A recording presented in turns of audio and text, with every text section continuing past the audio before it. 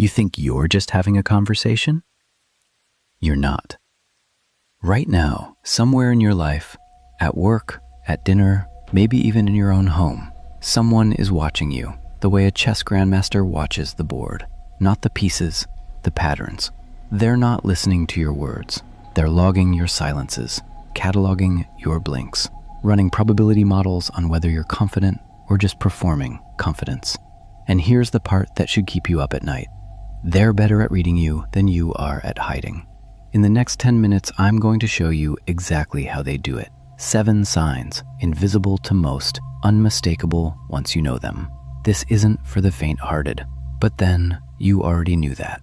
That's why you're here. In 1513, a Florentine diplomat named Niccolo Machiavelli sat in a bare room, stripped of his position, recently tortured by the state, and wrote the most dangerous book in human history, The Prince.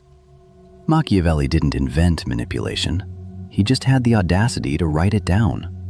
He understood something that most people spend their entire lives ignoring. Every human interaction is an information exchange, and the person who collects more data wins. 5 centuries later, nothing has changed. The methods have just gone underground. The analyzers blend in. They shake your hand. They laugh at your jokes. And the whole time, they're building your psychological profile. Here are the 7 signs they can't fully conceal. Normal people respond quickly. Analyzers pause, just slightly, not because they don't know what to say, because they're processing what you just said against what they already know about you. They're cross-referencing, updating their model.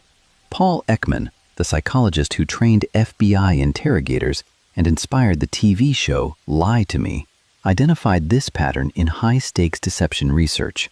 The pause lasts between 0.3 and 1.2 seconds. Most people never consciously register it, but here's what makes it sinister. The pause isn't random.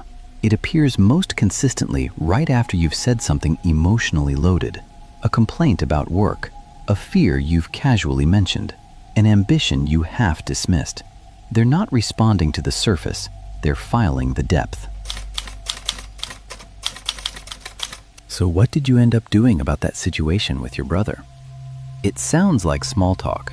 It isn't. That question was engineered.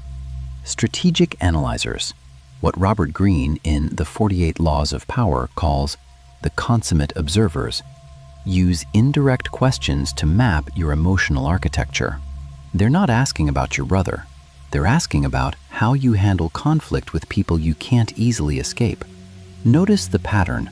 Their questions tend to be about past decisions, not future plans. What did you do? What happened then? How did that feel? Past behavior, as any behavioral psychologist will confirm, is the most reliable predictor of future behavior. They're not curious about your past, they're forecasting your future. The tell is in the follow-up. Normal curiosity moves sideways, jumping topic to topic. Strategic curiosity drills down. Same subject, different angles. They're not making conversation, they're conducting an audit. Most people, when they look at you, they hold eye contact, comfortably, awkwardly, somewhere in between. That's normal social attention. Analyzers look through you, or more precisely, they look at you in parts. Their gaze moves in brief, systematic arcs. Face, hands, posture, micro movements at the jaw, the throat, the shoulders.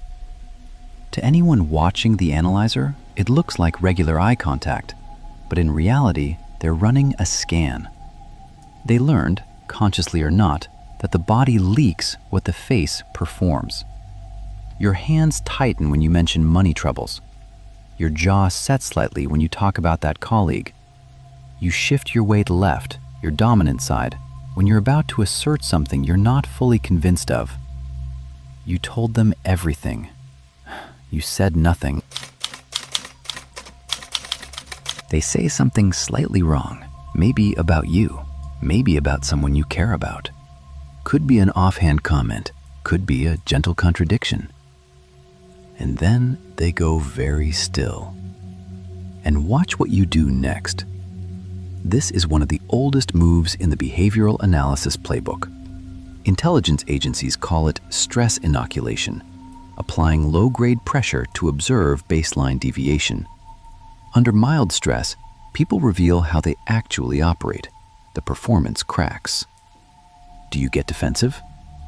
You have insecurity around that topic. Do you deflect with humor?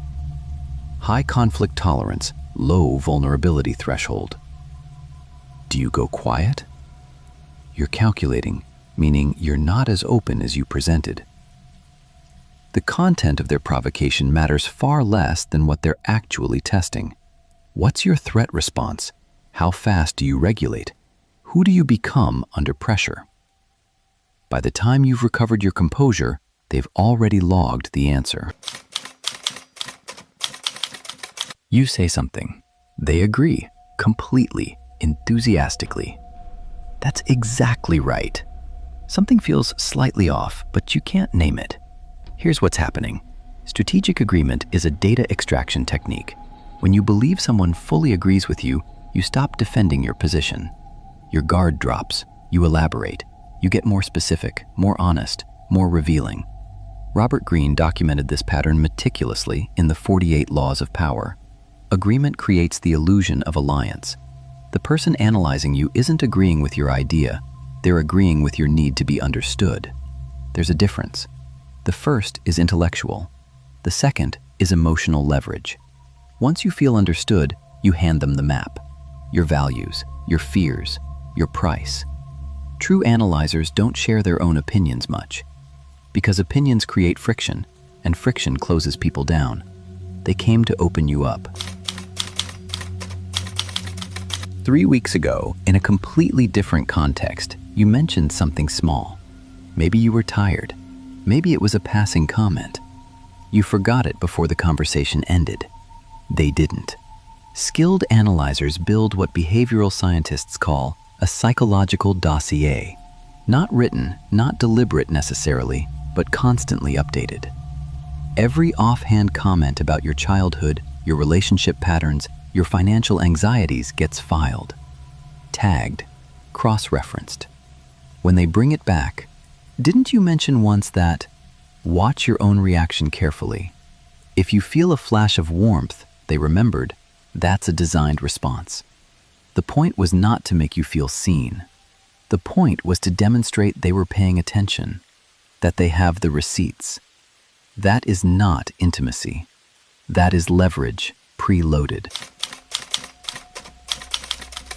This is the most unsettling one, and it's the hardest to fake, which is why when you see it, it's the clearest sign.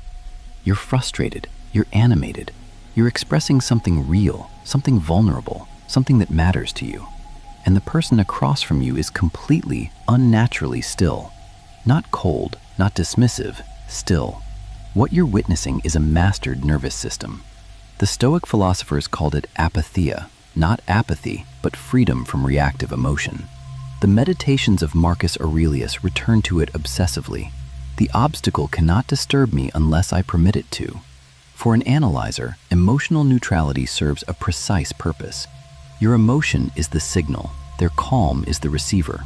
The calmer they are, the cleaner the data. When you're emotional and they're not, you're giving them everything. The escalation, the body language, the unfiltered truth of your priorities and fears, all of it flooding out while they sit there processing. Stillness in the hands of someone who understands it is the most powerful form of analysis available to a human being. 7 signs. 1 uncomfortable truth. You've been analyzed, probably more often than you think, probably by people you trusted. But here's what Machiavelli knew, and what most people reading him miss. The goal was never just to expose the game. The goal was to become the one who understands the game. Because once you can see these signs, the micro pause, the strategic questions, the controlled provocations, the engineered agreements, the perfect memory, the unnatural stillness, you can no longer be used by them without knowing it. And more than that, You now carry the same map. You know what the patterns look like. You know how to read them. The most powerful people in every room aren't the loudest. They aren't the most charming. They're the ones sitting quietly at the edge, watching, processing, understanding, while everyone else performs.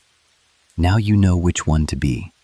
If you recognized yourself in any of these, either as the analyzer or the analyzed, the comment section below might be more interesting than usual. I'll see you in the next one.